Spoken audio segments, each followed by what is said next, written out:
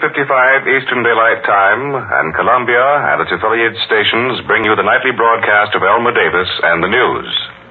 The Inter-American Conference was welcomed to Havana today by President Laredo Bru of Cuba, who said that the American nations must become trustees for the remainder of a betrayed civilization and should stand together for protective preparedness and defense of their common rights. Tomorrow, Secretary Hull will address the first plenary session of the conference, a speech that will be on the air shortly after 5 o'clock Eastern Daylight Time. And according to a forecast tonight by our correspondent Albert Warner, he will make 3 proposals which are already being discussed in private meetings of the leaders. The first of these is a joint stand against transfer of any American dependency of a European power to another European power. Mr. Warner reports there will probably be an agreement in principle on this, and apparently the administration will be satisfied to leave it that way, since the details might be troublesome and the United States would act to enforce this interpretation of the Monroe Doctrine anyhow. The second proposal deals with hemisphere economics, and here it is reported that the plan for a Pan-American Export Agency has been shelved, at least for the moment, and that there will be no objection to any individual nation dealing with Europe, provided there are no political strings attached to the transaction. Since this proviso contradicts the basic policy of totalitarian trade practice, it may be that the export agency plan will come back. And third, all nations will be asked to take a stand against disruptive propaganda and Trojan horse activities. Congress will reassemble tomorrow after the political conventions with so much business to attend to that it will probably be in session all summer and possibly most of the fall as well. The Senate Military Affairs Committee may report out the selective compulsory military training bill this week, and there's prospect of quite a debate on that. John L. Lewis wrote tonight to all members of the CIO Executive Board insisting that all industries which get defense contracts should be compelled to comply with the National Labor Relations Act. Legislation to require this has several times passed the Senate in the past, but has been killed in the House. And Lewis has written to the President and to Sidney Hillman of the Advisory Defense Commission, urging them to require it by executive order.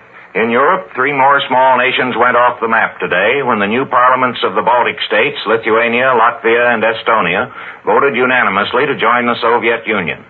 These parliaments were chosen last week in an election at which the communists put up the only ticket, and the 3 countries have been occupied in force by the Russian army for weeks past, so today's action was not unexpected. According to German reports, the communists in Latvia have arrested former ministers, government officials, bankers, and industrialists, charging them with embezzlement, bribery, and sabotage.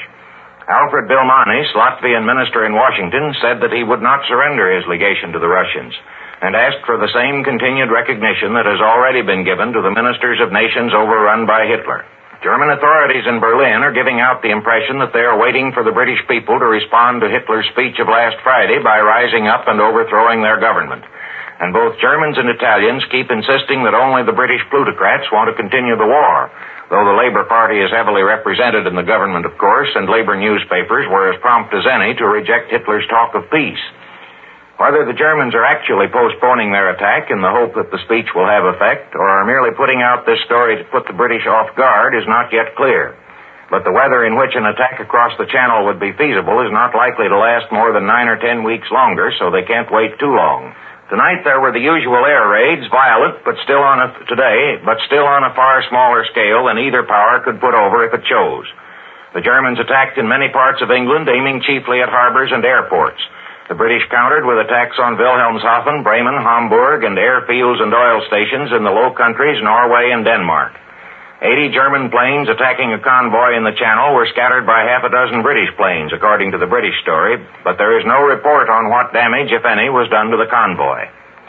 The French press is following the German and Italian line, though much less vigorously, in speaking of Hitler's desire for peace and criticizing Churchill. And the newspaper Paris Soir demands what it calls a stern and total solution of the Jewish problem in France.